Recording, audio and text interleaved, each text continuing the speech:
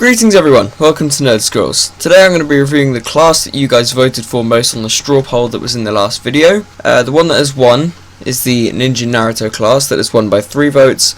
Demon Hunter and Iron Fist come at a tied second, and Blood Mage and Dark Weapon come at a tied third. Now, for those who aren't really interested in the Naruto anime, or just really don't care about the just the classes and basically turning it into a tabletop game, then you don't have to watch the video. But if you're just slightly interested to see what it's like as a class, or just really want to see how the actual, jutsus and stuff translate into a D&D character, well, you come to the right place. So I've already created the character sheet since I thought it would probably take too much time otherwise, so I've already gone ahead and created the majority of it. The only part that I haven't done is the weapons and the proficiencies and the character things, since I thought I might well just create the actual class with just what's added by the actual class, then create just basically a whole character. That probably made no sense whatsoever. The hit points that you get given and the hit dice get given by the Naruto class is 1d8, and so my character's constitution modifier was 2, so he's got a maximum of 9. Doesn't seem like much at first, but it's got an armor class of 13, so hopefully that will keep him safe. Then the skills you get to pick. The saving throws are dexterity and wisdom, and then you get to pick from perception, acrobatics, stealth, deception, and athletics, and I picked acrobatics and stealth.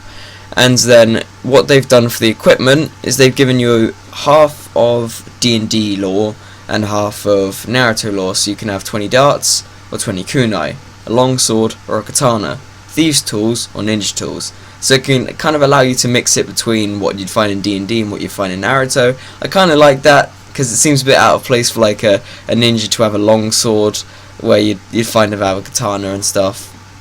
So it's quite funny. As I said, the sheet, the basic page, is not complete. The author keeps adding stuff to it, as they do have the Sage mode listed underneath level 18, but they have not added anything for the Sage mode. But otherwise, there is enough in this page that allows you to create a working character that you can keep leveling up. And probably by the time you reach level 20 in your campaign, he's probably going to have finished it. Since, level 20 isn't just something you can get to by, next week's session. That's something that's going to take you quite a while. I'll walk you through the basics of what this class adds. So, at first level you get Chakra, Jutsu, and Chakra Nature. This is basically the essentials you'd have for your character. So, Chakra is basically telling you how many chakra points, or chakra points, there's different ways of pronouncing it, but it tells you how many chakra points you have at the start. So you get 1 point every level, and you regain it after a short rest. I think you get to expend, you regain 1 chakra point if you expend a hit die during a short rest. You can either choose to heal yourself or get back a hit die, and then you get all of them back after a long rest. Then you've got Jutsu. So it basically gives you the modifiers that you'd use for spells. So it's the Jutsu cast is wisdom, and then your DC is 8 plus your proficiency plus your wisdom modifier. So basically it's really standard. It's kind of exactly the same as creating spell casting characters and then having to fill out the spell casting sheet. So I have actually filled that in. So if we go to the spellcasting sheet, I've actually got the spellcasting ability of Wisdom, DC of 11, and a spell attack bonus of +3, and ninja class of the spellcasting class as ninja. Can't speak today. And I've gone and filled in what jutsu we have for our starting character, but I'll fill in more of that later. And then the fun part is you get to fill in your Chakra Nature. Now in the anime it says how every single ninja has their own Chakra Nature, from earth, water, fire, wind, and lightning. So these are the basic ones, and you get to roll a d10 to see which one you have, or you just get to pick. And then it goes on that all ninja know their respective elemental jutsu, so they have all of them listed underneath here, so each one for each of the nature, and each Chakra Nature actually gives you a bonus for your character. So earth gives you an additional 1 to your armor class, lightning gives you +5 to your speed. So basically if you're a human with a speed of 30 you get 35, and 35 for an elf you get 40. So it's very useful if you're going to be one of those nimble, stealthy types, and it also gives you resistance to lightning damage. Water allows you to have a swimming speed equal to your base speed, so basically you're a fast swimmer. Fire Chakra allows you to have +1 to melee attack rolls, and then Wind Chakra allows you to use the wall run jutsu but it doesn't count towards your prepared one. So wind chakra is more kind of related to the actual class. That one's probably linked directly to it. And so you've got your list of unique weapons and tools that come with this actual class. So basically lore friendly stuff that can be added in and will actually make sense. The one thing I'm really amazed at, sorry I just knocked my microphone stand, the one thing I'm really amazed at is how well this guy's actually created the class and how well it kind of fits into D&D, because some people have tried to create classes from anime or cartoons or films, and then when they put them in D&D you'll find they're really overpowered or they really stick out. But if you were to use a Naruto ninja class or a Shinobi class, it actually seems like it would fit in, because it seems like it's just another type of magic, and basically it's just another nimble warrior basically. And even the special visual jutsus like the Sharingan, the Rinnegan, or the Byakugan, even they seem to fit into the natural kind of area. And that's what I like about D&D. It's just it's very open. Everything that can be added to it almost seems like it fits perfectly. It's like a very open platform that can be added to. So you've got all your ninja tools, just went on a tangent. Then you've got normal jutsu that everyone knows. So you've got like wall run, substitution jutsu, shadow clone jutsu. So basically everything that everyone would know, and then you've got your respective ones for all of your elements. So we've got a wind chakra nature, so I rolled for that and we got a 7, so that gives us a chakra nature of wind. These are our wind jutsus.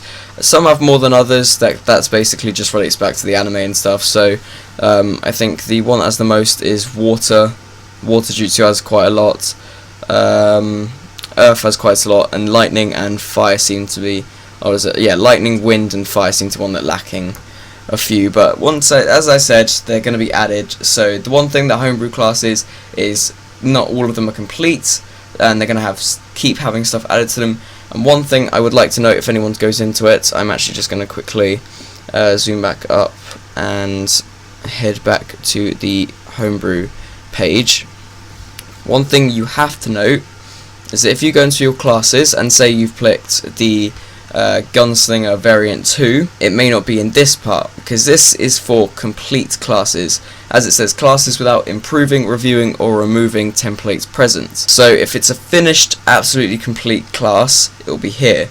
But don't be like, oh god no, it's not in there, it's gone. It's probably not. It's literally put down below into the classes with one or more improving, reviewing or removing templates added. So the Ninja Naruto class has been put here, and I know the Gunslinger variant 2 has been put here. So at first I panicked, but then if you have a look, it's here, and then obviously when you click on it, it shows incomplete. So you don't panic, it's there, it's just been moved. So if you go to check on it, just don't panic, don't go, oh god no, my class is gone, my character, oh my players will not have a way to level up, and they're going to freak out and they're going to murder me in my sleep. There, that's not going to happen. That's basically all of the basics covered with the Naruto class. So as I've shown, you've got your jutsus, you got your chakra, you got your chakra nature, so that's everything set from the beginning. You've got your proficiencies given by the actual class. I've gone with human just it's the easiest to demonstrate. So basically it's the easiest template to add classes and stuff onto, since it just gives +1 to everything, so it seems to be the easiest one. I've kind of almost memorized what the +1 human stats would be. And we've got our jutsus. It's basically the same, so instead of spell slots you could put chakra. That would probably work a bit better. So we've got 1 chakra, so we could just go and put that in there, and if we were to use one, then we could just say we used 1 chakra. So it can be easily translated. You can easily put that into there, so it's not like you haven't got space to use your chakra. But even if you have, and you were to print out the sheet, you could always just put it at the top of the sheet like there, or you could just put it somewhere. So I wouldn't worry. Or you could even just put chakra points underneath this one, so you could just put like just 1 if you wanted. It's very simple. You're not limited by anything. There's no rule saying you can't. So that is the Ninja Naruto or Shinobi class.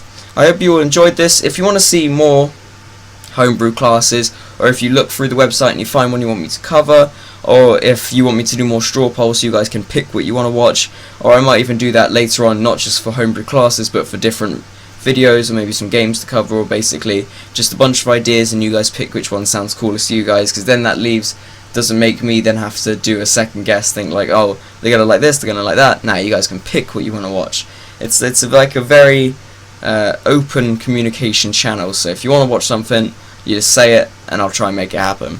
So thank you all for watching. If you like this, leave a like, comment and subscribe for more nerdy content, and I will see all of you in the next video. Farewell, my friends.